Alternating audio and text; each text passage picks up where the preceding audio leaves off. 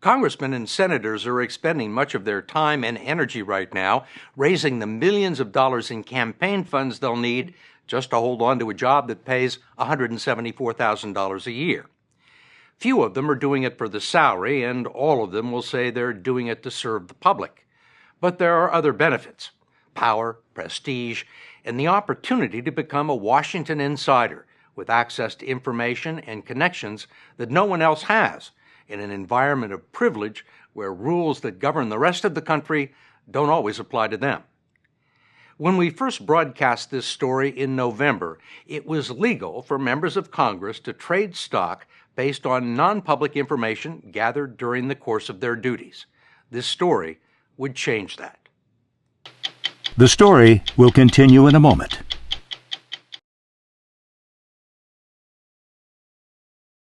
This is a venture opportunity. This is an opportunity to leverage your position in public service and use that position to enrich yourself, your friends, and your family. Peter Schweizer is a fellow at the Hoover Institution, a conservative think tank at Stanford University.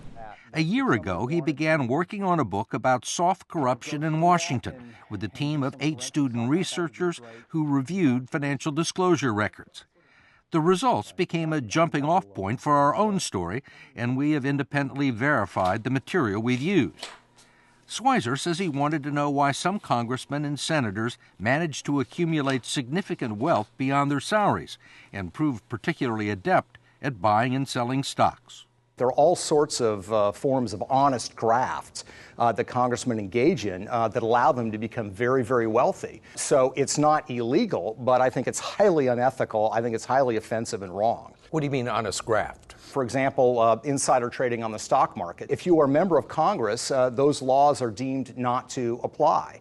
So congressmen get a pass on insider trading?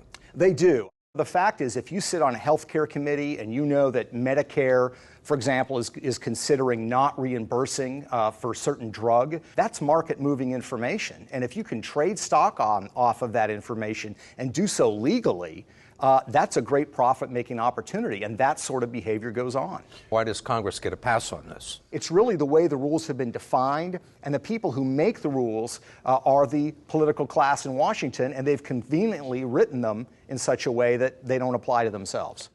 The buying and selling of stock by corporate insiders who have access to non-public information that could affect the stock price can be a criminal offense. Just ask hedge fund manager Roger Ratnam, who recently got 11 years in prison for doing it. But congressional lawmakers have no corporate responsibilities and have long been considered exempt from insider trading laws, even though they have daily access to non-public information and plenty of opportunities to trade on it. We know that during the healthcare debate, people were trading healthcare stocks. We know that during the financial crisis of 2008, they were getting out of the market before the rest of America really knew what was going on.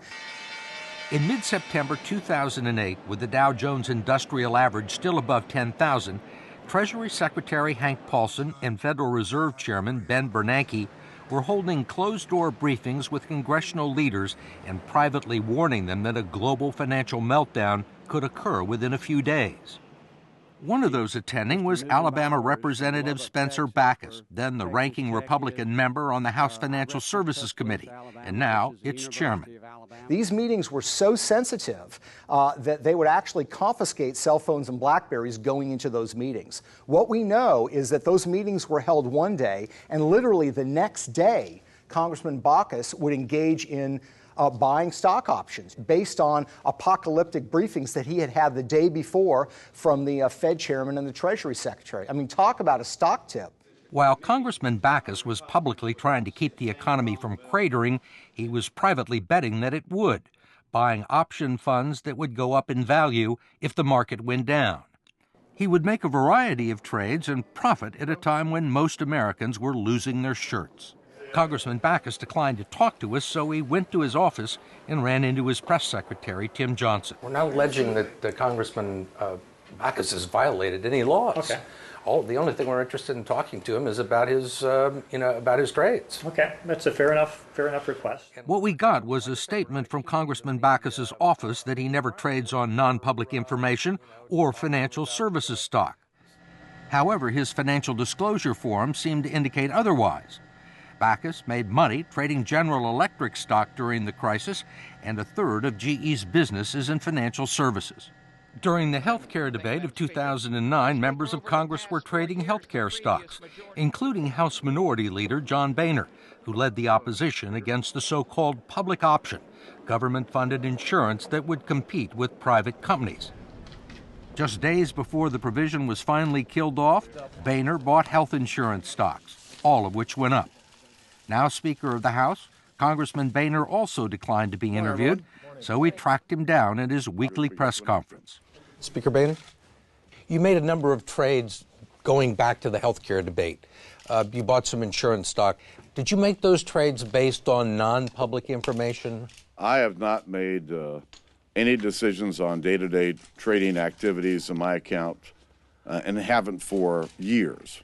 I do not do it, haven't done it, and wouldn't do it. Later, Boehner's spokesman told us that the healthcare trades were made by the Speaker's financial advisor, who he only consults with about once a year. We need to find out whether they're part of a blind trust or not. Peter Schweitzer thinks the timing is suspicious and believes congressional leaders should have their stock funds in blind trusts. Whether it's $15,000 or $150,000, the principle in my mind is that it's simply wrong and it shouldn't take place. But there is a long history of self-dealing in Washington, and it doesn't always involve stock trades. Congressmen and senators also seem to have a special knack for land and real estate deals.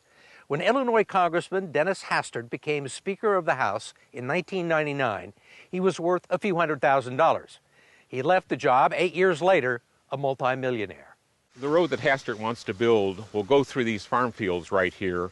In 2005, Speaker Hastert got a $207 million federal earmark to build the Prairie Parkway through these cornfields near his home. What Jan Strasma and his neighbors didn't know was that Hastert had also bought some land adjacent to where the highway is supposed to go. 5 months after this earmark went through, he sold that land and made a bundle of money. How much? $2 million. What do you think of it? It stinks. We stopped by the former Speaker's farm to ask him about the land deal, but he was off in Washington, where he now works as a lobbyist. His office told us that property values in the area began to appreciate even before the earmark, and that the Hastert land was several miles from the nearest exit. But the same good fortune befell former New Hampshire Senator Judd Gregg, who helped steer nearly $70 million in government funds towards redeveloping this defunct Air Force base, which he and his brother both had a commercial interest in. Gregg has said that he violated no congressional rules.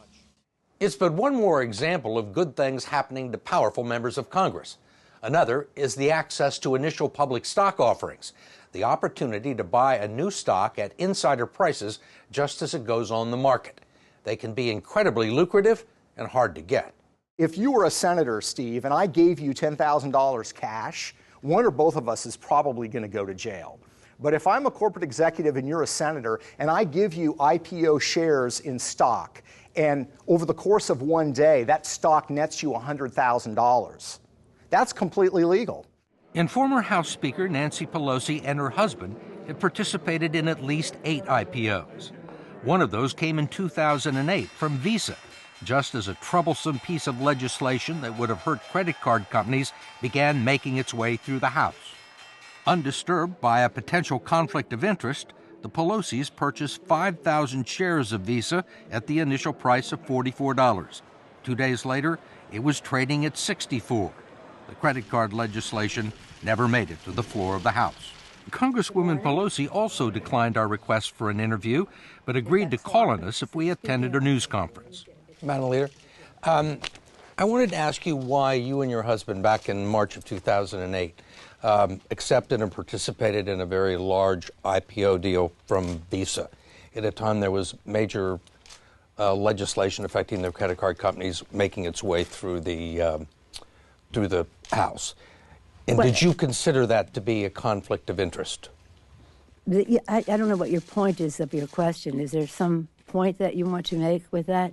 Well, I guess what I'm asking is, do you think it's all right for a speaker to accept a very preferential and favorable stock deal Well, we didn't. You participated in the IPO. Well, I have many And at the time, you were investments, but Speaker of the House. You don't think it was a conflict of interest or had the appearance of a conflict of interest? It only has the appearance if you decide that you're going to have elaborate on a false premise. But it's not true, and that's that. I don't understand what part's not true. Yes, sir. That I would act upon an investment. Yes, sir. Congresswoman Pelosi pointed out that the tough credit card legislation eventually passed, but it was 2 years later and was initiated in the Senate. I will hold my record in terms of fighting the credit card companies as a Speaker of the House or as a member of Congress up against anyone's. Corporate executives, members of the executive branch, and all federal judges are subject to strict conflict of interest rules, but not the people who write the laws. If you are a member of Congress and you sit on the Defense Committee, you are free to trade defense stock as much as you want to. If you're on the Senate Banking Committee, you can trade bank stock as much as you want, and that regularly goes on in all these committees. There should only be one thing in your mind when you're drafting legislation. Is this good for the United States of America? That's it. If you're starting to say to yourself, how's this going to affect my investments? You've got a mixed agenda and a mixed purpose for being there. And Brian Baird is a former congressman from Washington State who served 6 terms in the House before retiring last year. He spent half of those 12 years trying to get his colleagues to prohibit insider trading in Congress and establish some rules governing conflicts of interest. one line in a bill in Congress can be worth millions and millions of dollars. I mean, there was one night we had a late night caucus, and you could kind of tell how a vote was going to go the next day. And I literally walked home and I thought, man, if you went online and made some significant trades, you could make a lot of money on this. You could just see it. You could see the potential here.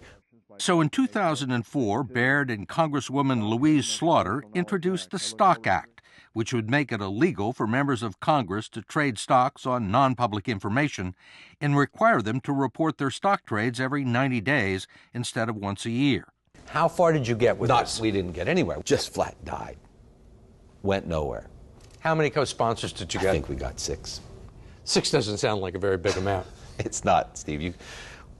You could have National Cherry Pie Week and get 100 co-sponsors. I mean, when Baird finally managed to get a congressional hearing on the Stock Act, almost no one showed up.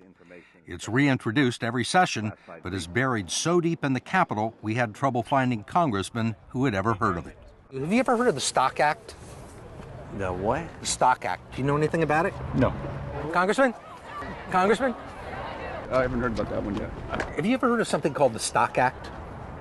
No. I've heard about it, but not. I can't say it's an issue I spent a lot of time on, though. I would have no problem with that.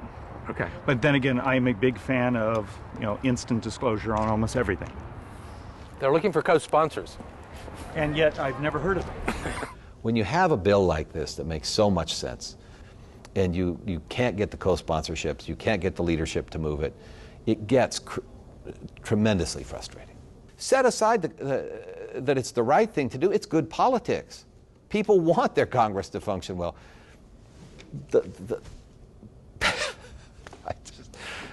It still baffles me.